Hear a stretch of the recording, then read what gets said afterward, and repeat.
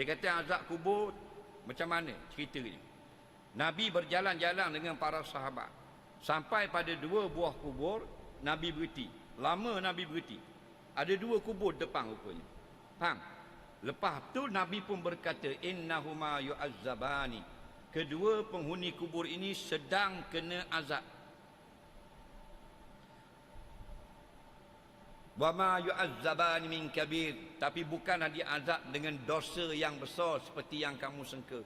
Bukan bunuh orang, bukan perogoh bersiri. Amma ahaduhuma la yastanzih anil baul.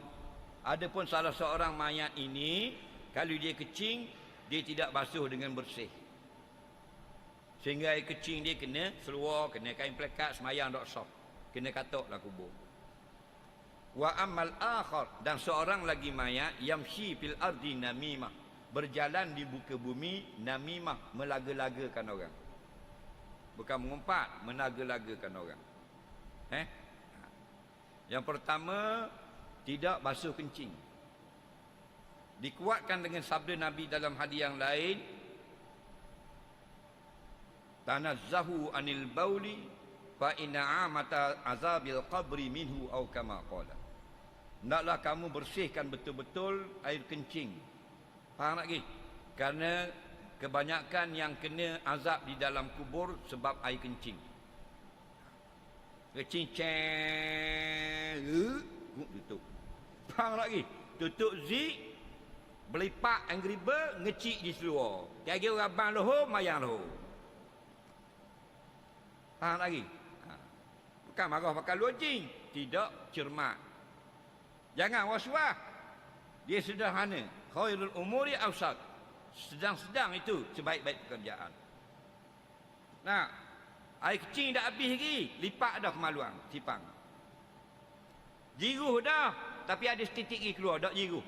Pakai sipang. Zup, tarik zik.